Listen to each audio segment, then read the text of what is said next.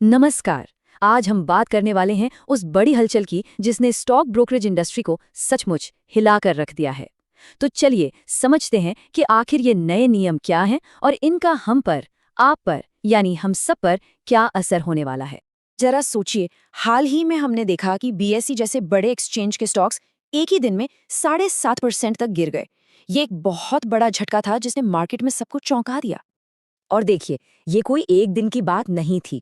तो सवाल ये उठता है कि आखिर ब्रोकरेज और एक्सचेंज स्टॉक्स पर अचानक इतना जबरदस्त प्रेशर बना क्यों है। तो इसका जवाब देखिए, एक जगह से नहीं बल्कि 3 अलग-अलग दिशाओं से आए रेगुलेटरी बदलावों में छिपा है। इंडस्ट्री में इसे 3 pronged अटैक यानी 3 तरफा हमला कहा जा रहा है। देखिए, इसकी शुरुआत हुई सेबी से, जिसने ट्रेडिंग के कुछ नए नियम लागू किए, जिससे बाजार की रफ्तार थोड़ी धीमी हो गई। उसके बाद सरकार ने सिक्योरिटीज ट्रांजैक्शन टैक्स यानी एसटीटी बढ़ा दिया, जिससे ट्रेडिंग की लागत बढ़ गई।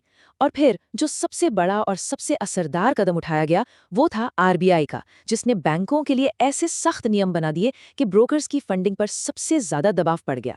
चलिए अब जरा आरबीआई के इन्हीं नियमों को थोड़ा डिटेल में समझते हैं, क्योंकि सबसे बड़ा असर इन्हीं का हुआ है। इन्होंने बैंकों के ब्रोकर्स को उधार देने के तरीके को ही पूरी तरह से बदल दिया है।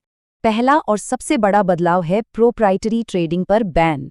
इसका सीधा सा मतलब ये है कि बैंक अब ब्रोकर्स को उनके खुद के फायदे के लिए, मतलब अपनी कंपनी के लिए ट्रेडिंग करने के लिए पैसा उधार नहीं दे सकते। आसान शब्दों में कहें तो अब अगर किसी ब्रोकर को अपने अकाउंट से ट्रेड करना है तो उन्हें अपना खुद का पैसा लगाना पड़ेगा। बैंक से उधार लेकर ट्रेडिंग करने वाला सिस्टम अब बंद हो गया है। दूसरा नियम, आरबीआई ने साफ कर दिया है कि अब ब्रोकर्स को बिना किसी सिक्योरिटी या गारंटी के लोन नहीं मिलेगा। वो जो पहले अनसिक्योर्ड लोन मिल जाते थे, वो दौर अब खत्म हो गया है। अब कोई भी लोन 100% सिक्योर्ड होना चाहिए, और इसमें भी शर्तें हैं, जैसे कि कम से कम 50% कोलैटरल ऐसी चीजों में होना चाहिए जिसे आसानी से कैश में बदला जा सके, और उस 50% का भी आधा यानी पूरे लोन का 25% तो कैश ही होना चाहिए। आप सोच सकते हैं कि नियम कितने सख्त कर दिए गए हैं। और अब आते हैं तीसरे नियम पर। ये रूल अपने आप में ही ये दिखा देता है कि फंडिंग का माहौल कितना ज्यादा टाइट हो गया है। इसे कहते हैं हेयर कट। चलिए एक उदाहरण से समझते हैं।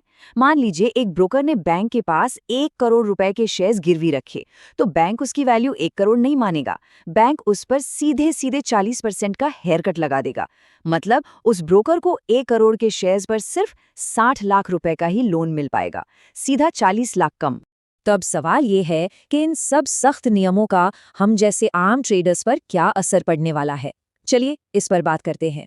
सबसे पहला और सीधा असर पड़ेगा लेवरेज पर।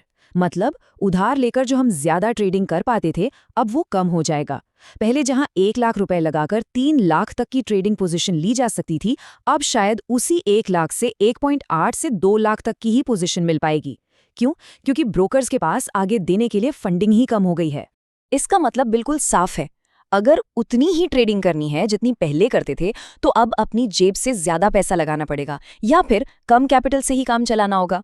लेकिन ठहरिए, ये कहानी सिर्फ ट्रेडर्स तक सीमित नहीं है। जो लोग लॉन्ग टर्म इन्वेस्टमेंट करते हैं उन पर भी इसका असर आ सकता है। देखते हैं कैसे।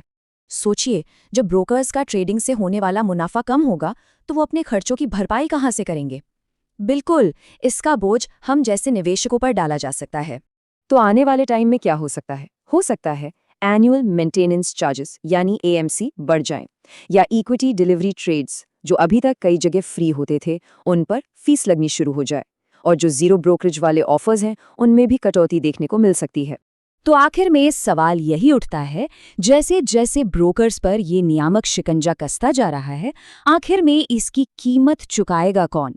ये एक ऐसा बदलाव है जिसके लिए हम सबको तैयार रहना होगा। तो अपनी आंखें खुली रखिए, अपने ब्रोकर की पॉलिसीज पर नजर बनाए रखिए और हर निवेश का फैसला सोच समझ कर लीजिए।